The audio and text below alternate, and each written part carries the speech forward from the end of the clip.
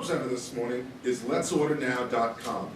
It's a free office meal ordering system providing customers with the convenience and rewards towards charity and free meals financed through restaurants' increased revenues. Presenting this morning for LetsOrderNow.com is the only man I know with one name that's not a Brazilian soccer player, Wazi. Let's do this, as I was fidgety. Let's do, instead of a show of hands, stand up. Anyone who is going to have lunch this week. Please, stand up, anyone who's going to have lunch this week. Come on, Alex. Anyone who's not going to eat, stay down. Stay up, stay standing. Who thinks they're going to also eat probably at least 3 or 4 times next week and the week after? Everyone? Good. I'm the chair of entrepreneurship at Stanford University. Many of you know me for other things, but that's what I do. I also am a professor of entrepreneurship. And one of the most important things that I get asked is, what is the addressable market? You just saw my addressable market. We allow people to order food with other people. Sorry, that's not supposed to be over there. Today, people walk around offices and say, hey, what are you guys going to eat? Where do you want to eat from? Really? You're going to go all the way over there? Let's just go to the crappy cafeteria and get a turkey sandwich. Right, George? He does that all the time, except when he's on Let's Order Now. I think a few others of you are as well. But instead of me yapping about it, let me show you, for those who haven't used it, how it works.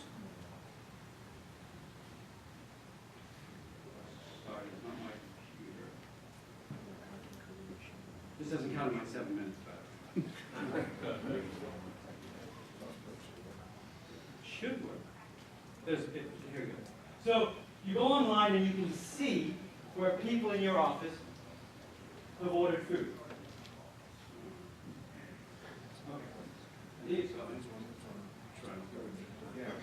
It goes much faster on the computer, of course, than the video, see. I probably hit it twice. I apologize for this part. I'll do it once this time. You go online and you can see where other people have ordered food, and you can click and order with them. You can see your food, and you can add it to the cart. This is all in real time, so now it's moving reasonably well. You can choose what time you want to eat, and then you can just go to checkout. You toss in your tip, whatever amount you want to pay, and it tells you where it's coming, and you hit pay now. Boom. 8 seconds, you've ordered with anyone and everyone else in your office. However, we also added, at the end of this, all of this is proprietary. I hope George is doing his job. Carter DeLuca, fantastic guy. You can see everyone else in your building or in your office. You can press one button and tell them where you're ordering from. Nobody gets told more than once, because when you go to the site, you can see where everybody's ordering from, should you wish to publicize that. The 900 folks or so that have gone through our site to try it out in our beta testing, not one person has opted out to hide themselves from it. But we have that, of course, as many as this has been. So we'll go back, sorry, to the slides. I hope this is now working properly. We are a no-cost solution. Users do not pay for delivery. They do not pay for anything other than the cost of their food itself. It's very convenient, as you saw, very quick, and there's no cash coordination when the guy comes. You pay right online. You yourself pay your amount. Everyone understand how the process works? Everyone can hear me in the back without the microphone? Well, loud enough. As people order with other people in the office, they get rewarded for doing so. The more people who order, the bigger the rewards, because the restaurants are happy to give us a little bit of money. And what do you do with that money, with those rewards? You can cash them in for free meals, or the real purpose for why I started the company is you can use those rewards to give away to charity. We've got about 5 or 6 charities already on board, and I'll explain why they're around in a little bit. The restaurants, of course, are also very happy because it increases their revenues. They don't pay for anything other than a small piece of that revenue. And I'm going to get into that. And of course, we can get into the patents a little bit later. But that's not the important thing. What is important is that the market is huge, that addressable market. Now, it's also very nascent. TV, computers, apparel, 10, 20, 30% is now online. But food, far less than 2%. Just to give you an idea of what $650 billion means for food, but really our addressable market is at $275 to $350 billion of takeout and delivery. The entire movie industry, Disney, Universal, etc., for the movie theater business last year was 10.5. Our addressable market is $275 billion, of which only $2 billion is online today, and $1 billion of that is Domino's. The others, and there is competition, they've been around for 5, 10 years. In total, only $1 billion. Why? Because they don't have a great patent attorney protecting us with what we have, which is the ability to order in groups very, very easily.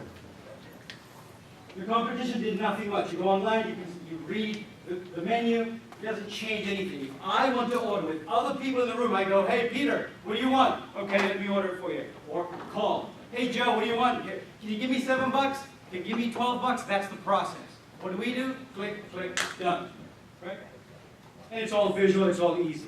But that's not so important either. What is important about what the competition did is they gave us a price point. Groupon, which restaurants do not like, charge 40 to 50%, all the way down to our main competition, charging 10 to 15. We charge 12. If we have 1,000 people, just 1,000 people using it a day, we make approximately $1 off them every meal. In a year, we make $300,000. That's already break even for us in our current state. Thankfully, users like us. What's not to like? It's free, it's easy, it's food. Well, you don't get fat. Why? Because you're not walking into the pizza place. You just order the salad with the turkey. That's why I look like this. We have plenty of restaurants, over 100. The largest deli in Long Island pays us 15%. Tim owns Suburban Eats. Ralph owns Coliseum Kitchen. I could go on. I probably will go over. Everybody likes the process, and that's the important part. I learned from Groupon. As I mentioned, I'm a professor of entrepreneurship. I learned from the process. Don't make anything that one side doesn't like, users and restaurants. But there are other players too. Users, without us, they'll probably pay $10 for the meal. With us, remember, they're ordering with 10, 15 other people without having to talk to them. They can just toss on $1 instead of $2 or $3 for tip. They pay a little less. How about the delivery guy? Don't worry about him.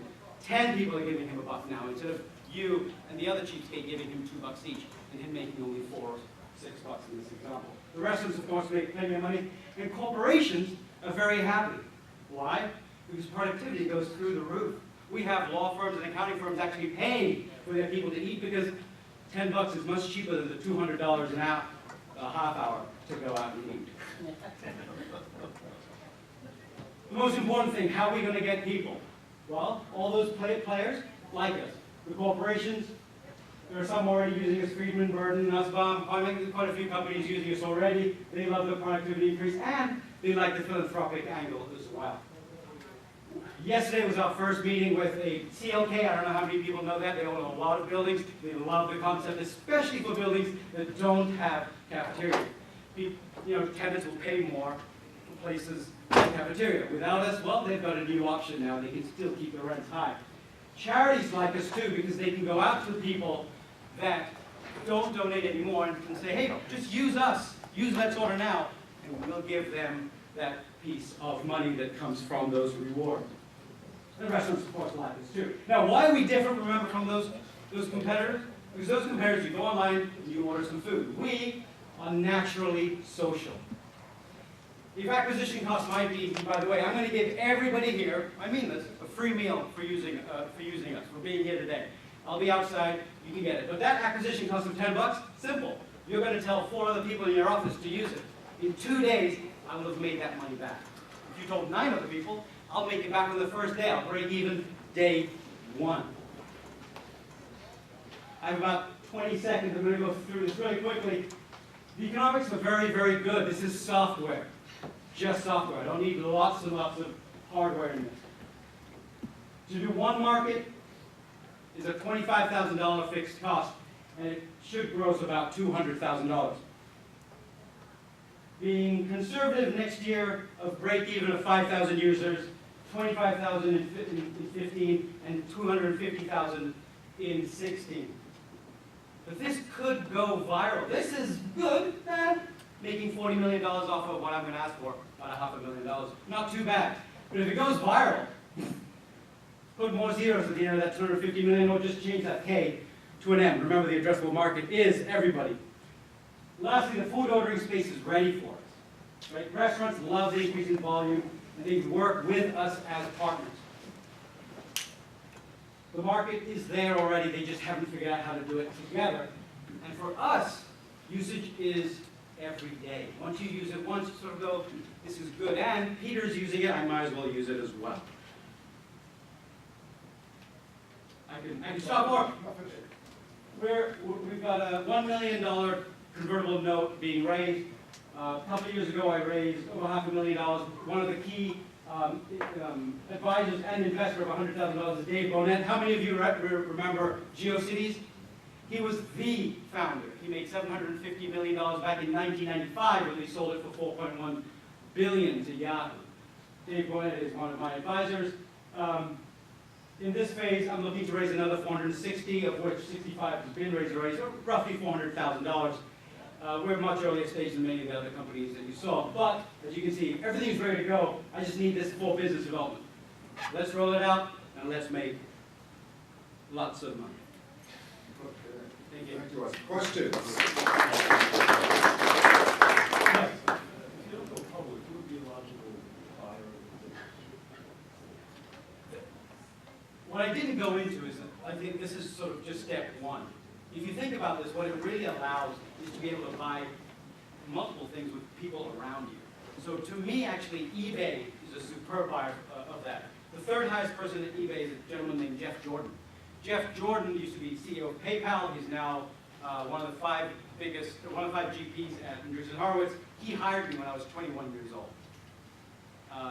He also, when he was working for, what's the company that you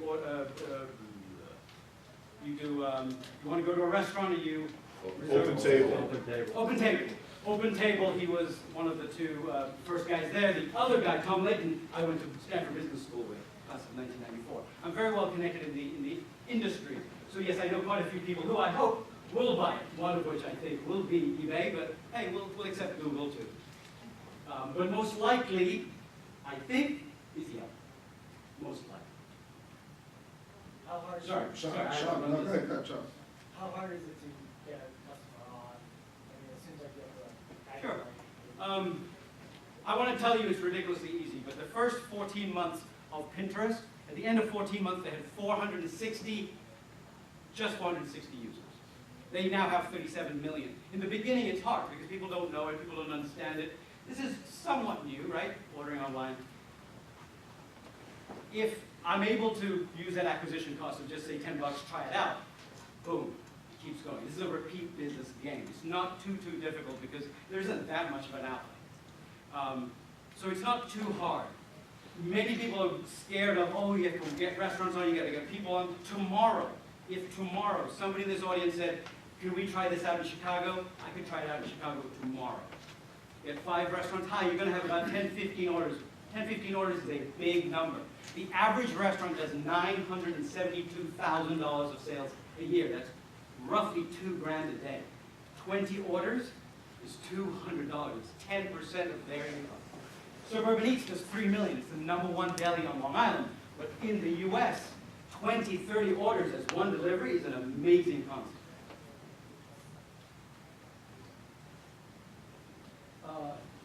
Quick question, what happens when I take your card today and I go to my office on my website, no one heard from you, no one else wants to order, and I order by myself?